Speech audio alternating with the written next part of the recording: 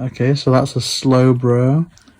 They released the Slowpoke version of this earlier.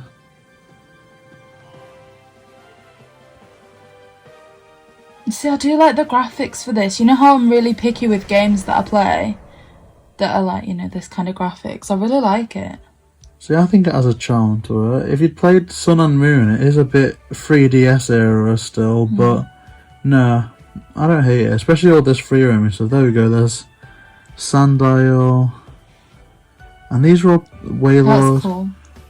The whale. Kangaskhan. He was one of my favourites. See, these are mostly Pokemon that were taken out for this game. It was a bit controversial.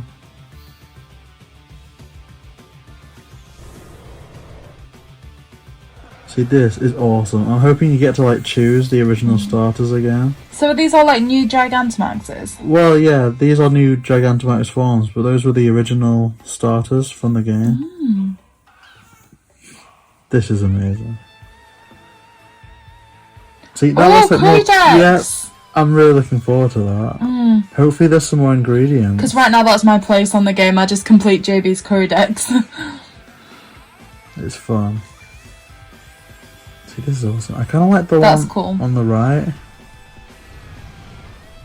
Or maybe even the left. So is that like Sword and Shield? I think there's different, like, I read something a while ago that there was a different dojos you can go into.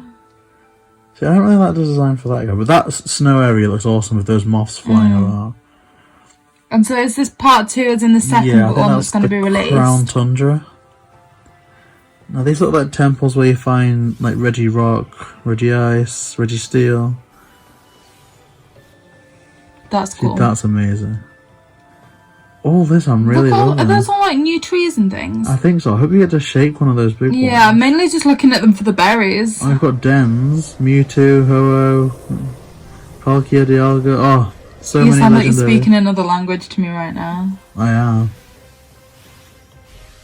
Oh, see, these are like different forms of legendaries. I don't like the design. It looks like it would topple over. Because your balance is slightly off. Yeah. Oh, see, that's brilliant. Gigantamaxes for the starters we have. I hope we don't get new starters. Yeah, I was so happy then. Like, fully nostalgic to see my starter. Okay, so there's a champion, Hop. I'm hoping that enhances the story. Because Hop, I like the Hop characters. Some people don't like him, but I like Hop. So the 6th of the 17th, so in ASUK, that's the 17th. So yeah, we're looking at the 17th of June for that first starter, and as I said, when the second bit came up, there is a second one coming, and that just said 2020. So that's going to be later this year. Thank you guys, so I hope you enjoyed that reaction. Now, like we mentioned before, I'm kind of the Pokemon expert. I don't want to really call myself that, but I guess I'm the one that knows about the games more. So in order to assess that trailer, I guess we've set it up a bit like an interview. So Millie, if there's any questions that you'd personally like to ask, I'll see what I can do to answer and speculate with you. So what's your first thoughts of the game, like the extension coming off the back of that trailer?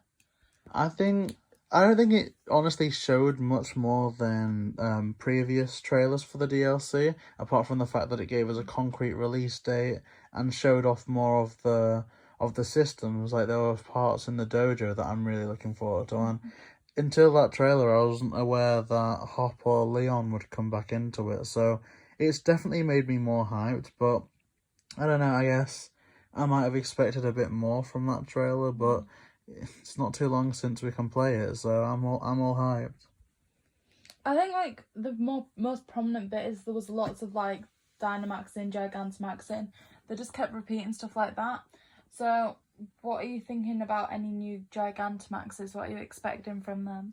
So we'd seen the Gigantamax forms for Blastoise and Ivysaur, which was, there's like that giant turtle thing with the spikes.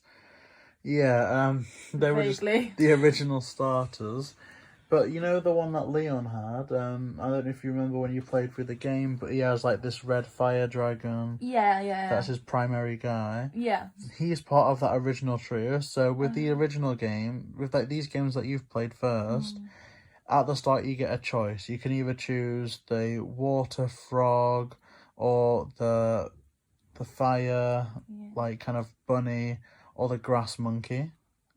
In the original games, it was that choice, but you know the red dragon. Yeah. So it's kind of like the equivalents of them, and I'm glad that they added in more because it was very much of a bias that the fire starter would get, you know, the most forms. But I'm glad they added that in, and I'm all one for new Dynamaxing because I like it a lot. I'm still working on collecting them all. But I don't know. I'm hoping there's more that they haven't showed off. But if there's not, I'm happy with that. You were saying about them bringing back the originals. You mentioned to me earlier about some past legendaries as well. Yeah, so it seems like they pretty much confirmed that all legendaries from previous games would come back. So usually with these games they have 2 core legendaries, one for each version, and then a main one for like a third one or a remake. Like with Black and White, there was Reshiram, Zekram, and in the middle there was Kyurem. But we didn't really have a third type until now, I guess. Like we had, gosh, I don't even remember what they're called. There's Zacian and Zamazenta, and I believe the third one is that top heavy deer that I don't really like. Oh, the one that you said looked like it was gonna fall over. Yeah.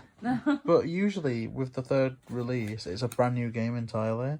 And I'm really glad that they're actually doing DLC this time. Yeah, it's a bit more money, but I think it does work out cheaper than buying the game again. Yeah. Just for an extended story, so. I think one of your more prominent reactions was seeing Hop and the Champion again. What are you expecting of them in the DLC?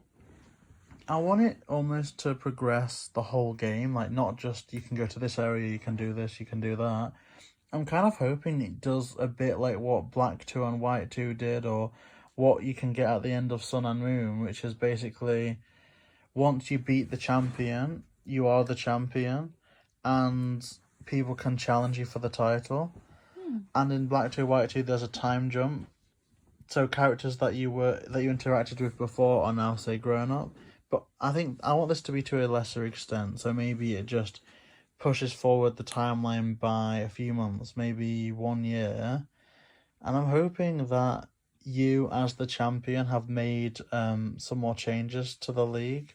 And I don't know, I kind of would like to think that Hop and Leon might be challenging you. I don't know, I don't think that will happen, but I'm hoping it progresses the story and maybe moves the timeline forward in general. I like that. You're very good with your theories. Like, that's one thing you get from your videos of you've got a lot of theories. Do you have any other theories about how they might, really make the most of the DLC? I mean, I think they need to have more interactions with the core Pokemon that they missed out of in the original, in the base Sword and Shield game. It was this thing, I don't think you would have heard about it that much, but basically every Pokemon game there's a new set amount of Pokemons that are exclusive to that region, and all of the past Pokemons that were introduced have been in every game until Sword and Shield, when they pretty much cut half of the Pokedex, and so half of the Pokemon, they aren't there anymore. But it looks like they're bringing a lot back, and I think it's a good start with the legendaries. But I think the DLC would feel incomplete if, like I was talking about the starters. I think it would feel incomplete if the starters from all previous games weren't in it as well. I'm not saying that they need their own Gigantamax form, but I don't know. I personally like to see all the starters make a comeback, or I think that would be very disappointing. So you've also mentioned some form of new story that you think looks probable from seeing the trailer.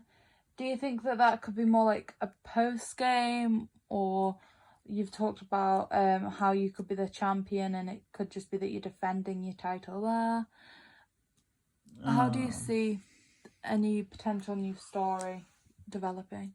No, I don't really want to get my hopes too high because it's Pokemon. Like, I love the story and I could play like the game for hours on hours, even though there's a lack of story because of the things you can do, like catching all of the Pokemon, completing the Pokédex, Leveling up all your yeah, and Pokemon. training, maybe breeding. But the issue that I've had with Sword and Shield is that there's been virtually no post game. So you complete the main story, and two antagonists with wacky hair show up, and there's Gigantamaxes. I guess you defeat them and then fight these, like, they're like Jedward.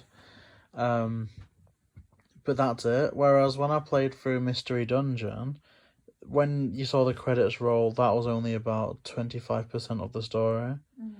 Like, I think my playtime after I'd completed it was 20 hours or so. And now I'm not even finished it yet, but my playtime's at 50 hours because of the post game.